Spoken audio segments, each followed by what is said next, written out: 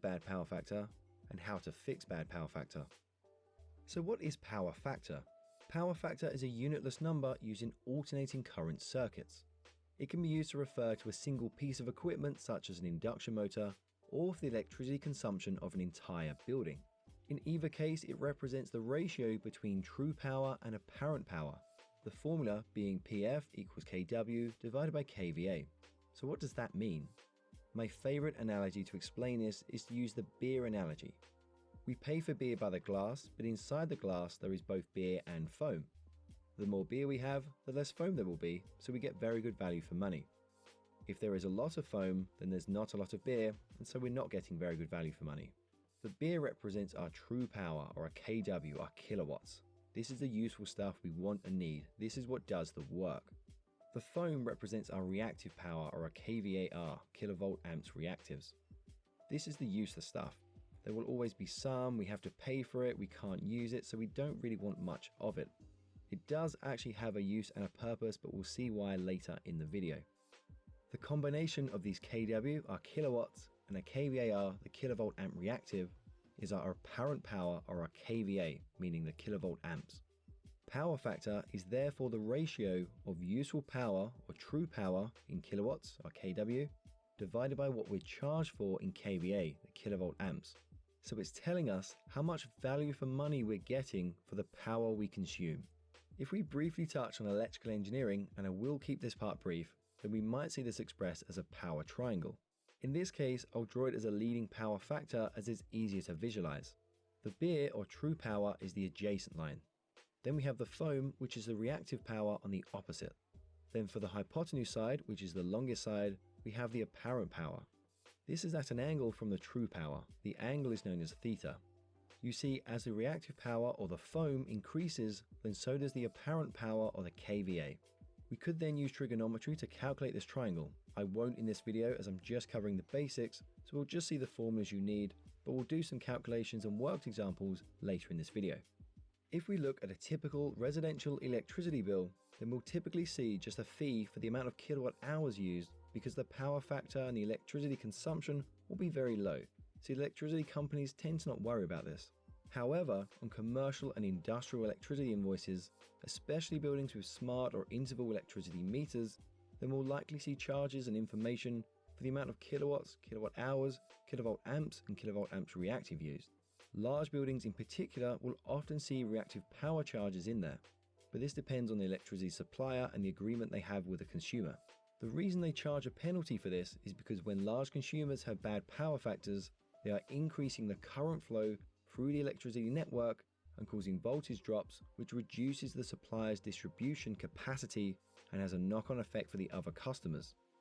Cables are rated to handle a certain amount of current flowing through them, so if a lot of large consumers connect with bad power factor, then the cables could overload. They could also struggle to meet the demand and the capacity agreements, and then no new customers will be able to connect until they either replace the cables or install additional cables. Reactive power charges occur when the power factor of a building falls below a certain level. This level is defined by the electricity supplier, but it typically starts around 0.95 and below. A perfect power factor would be 1. However, in reality, this is almost impossible to achieve. We'll come back to this part later in the video. In large commercial buildings, the overall power factor is likely to sit in the following categories. Good power factor is generally between 1 and 0.95. Poor power factor is anything from 0.95 and 0.85. Bad power factor is anything below 0.85. Commercial office buildings are usually somewhere between 0.98 and 0.92. Industrial buildings could be as low as 0.7. We'll look at what causes this shortly. Let's first have a look at an example. If we compare two induction motors that both have an output of 10 kilowatts and are connected to a 3-phase 415 50Hz supply, one has a power factor of 0.87 and the other with a power factor of 0.92. Both motors will deliver 10 kilowatts of work, but the first motor has a lower power factor compared to the second one, meaning we're not getting as much value for money. The first motor will need to draw 11.5 kVA from the electricity grid to provide the 10 kilowatts of power. The second motor will need to draw just 10.9 kVA from the electricity grid to provide the same 10 kilowatts of power. This means the first motor has 5.7 kVARs and the second motor has just 4.3 kVARs. Remember, our kilowatts is the beer and that's the useful stuff. The kVARs are the foam, that's the not so useful stuff. The kVA is what we're going to pay for, and that's the kilowatts and the kVAR combined. How did I calculate that? For kVA, I used kilowatts divided by power factor, so 10 divided by 0.87 to get 11.5 kVA. For kVAR, I used the square root of kVA squared subtract kilowatt squared, so the square root of 11.5 kVA squared minus 10 kilowatts squared. We could have also found the power factor from the kilowatt and the kVA using 10 kilowatt divided by 11.5 kVA. We could have found the kilowatts from the power factor and the kVA using 0.87 divided by 11.5 kVA to get 10. So what causes poor power factor? In most cases, the power factor is affected by inductive loads. If we have a purely resistive load, such as an electrical resistive heater, then the voltage and the current waveforms would be in sync or very close.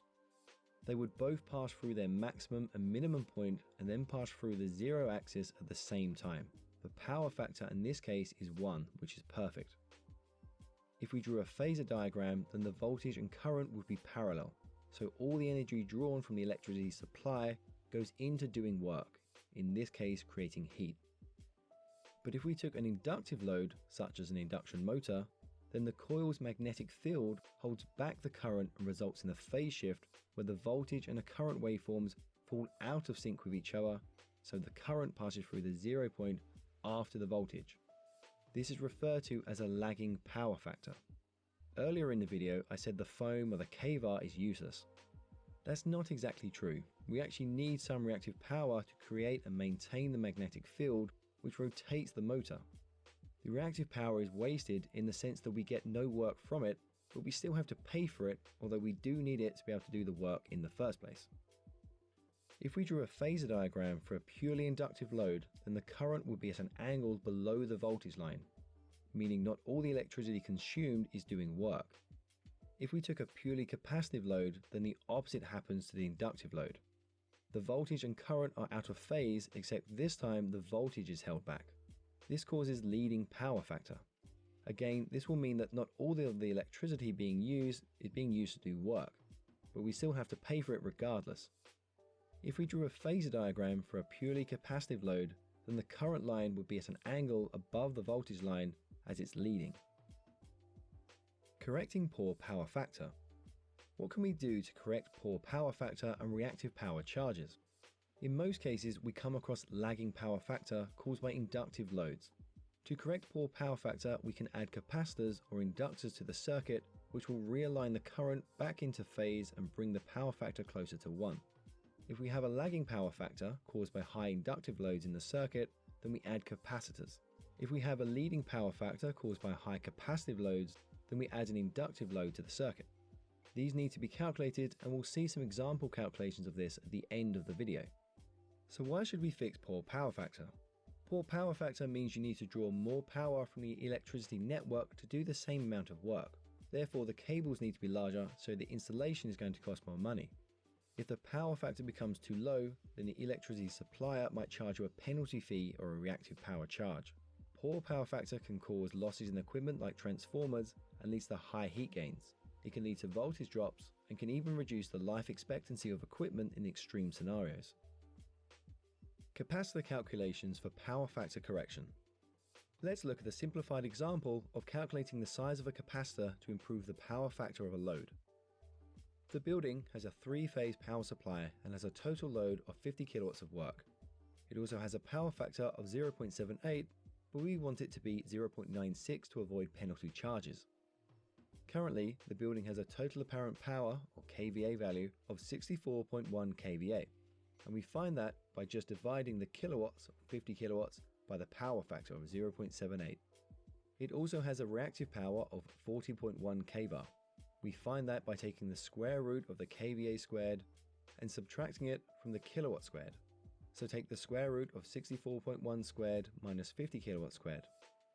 Then we calculate what the value should be if we had a power factor of 0.96. So our apparent power should be 52.1 kVA.